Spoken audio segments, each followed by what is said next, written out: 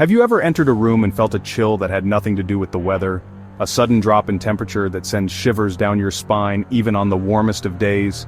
That's what I felt the day we moved into the old duplex on Hemlock Lane, a sense of unease that settled over me the moment I stepped through the front door. It was a feeling I couldn't shake, a premonition of something unsettling to come.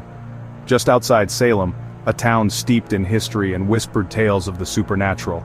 I was 15 and the house looked like it was holding its breath, its aged facade hinting at secrets hidden within its walls. The paint was peeling, the windows were dark, and the whole place seemed to exude an aura of melancholy, waiting for us to leave, as if it knew we didn't belong there, that we were intruding on something ancient and undisturbed. My room was at the end of a long, creaking hallway, a dimly lit passage that seemed to stretch on forever, each step echoing with an unsettling resonance.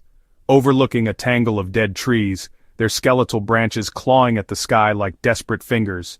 No matter how I tried to personalize it, to make it my own sanctuary, it never felt like my own. The room seemed to resist my efforts, retaining its cold, impersonal atmosphere.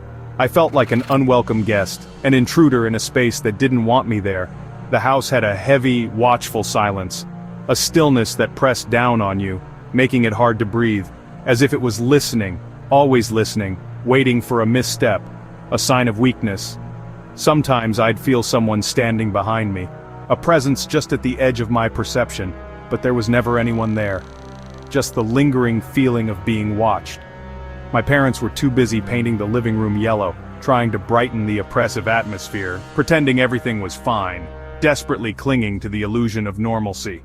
I tried to explain the feeling to my friend, to articulate the unease that gnawed at me, but he just said, "It's just an old house, you'll get used to it," dismissing my fears with a wave of his hand. But I knew I wouldn't.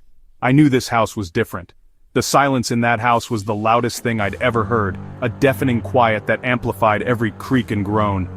And I was certain I'd never get used to the house on Hemlock Lane, a place where shadows danced in the corners of my eyes, and the past refused to stay buried. Across from my bedroom, nestled in the dimly lit hallway, was a small, rather sickly green door. It stood out like a sore thumb against the aged wallpaper. It led to the attic, a place shrouded in mystery and untold stories. Securing it was a heavy iron latch, cold and unyielding to the touch, but there was no knob, no handle, nothing to pull or turn, just a flat, bare surface. It was clearly meant to stay shut, sealed off from the rest of the house. Intrigued and a little unnerved, I asked my dad about it. "Just an old attic," he shrugged dismissively. "Locked up tight, nothing to worry about." But despite his casual explanation, it didn't feel safe. There was an unsettling aura surrounding it. It felt less like a simple barrier and more like a warning, a silent command to stay away. I'd pass it every day, multiple times a day as I went about my routine. Always closed, always silent, a constant fixture in the hallway's landscape. Sometimes I'd stare, my curiosity piqued, wondering what secrets were hidden behind it. Just boxes, forgotten relics of the past. Or something else entirely, something darker perhaps. At night, lying in bed, I'd imagine it, its presence looming large in my mind. A silent guardian standing watch at the end of the hall, guarding its secrets. I told myself it was just a door, nothing more than a simple barrier. But the house's cold whispers, the creaks and groans in the dead of night, told me otherwise. That door was waiting, patiently biding its time, and so was I, filled with a growing sense of anticipation and dread. It was always there, a constant presence. Right across from me while I slept, a silent observer in the darkness. I could never quite forget it, its image forever etched in my memory. It started innocently enough on a seemingly ordinary Tuesday. Little did I know this night would mark the beginning of something truly unsettling, something that would burrow its way into my mind and refuse to let go. I woke up abruptly at 2:11 a.m., jolted from a deep sleep.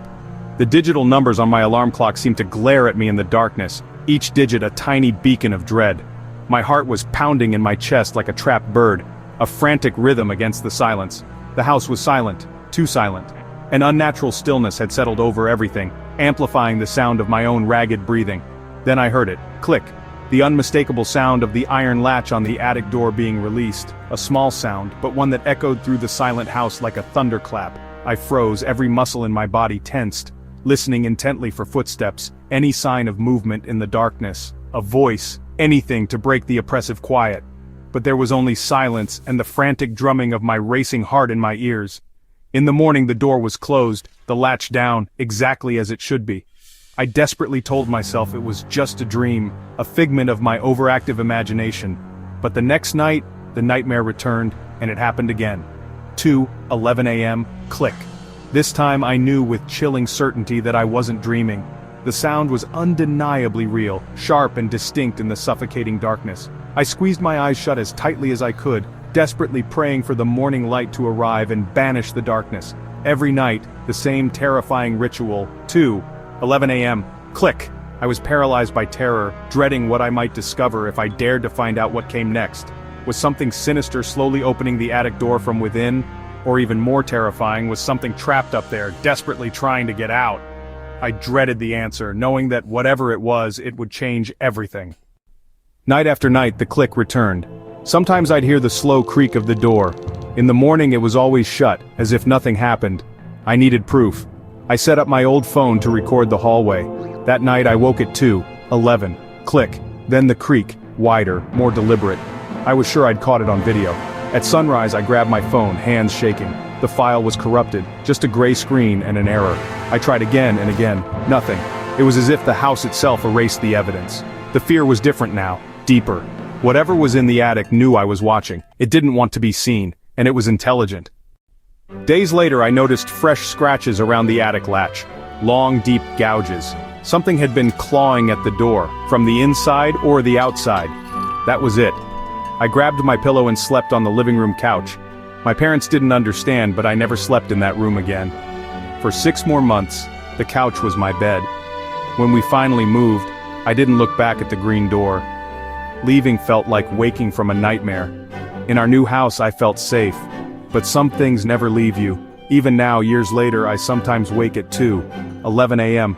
My heart races, ears straining in the silence. And in the perfect quiet, miles from Hemlock Lane, I hear it. A faint phantom sound. Click.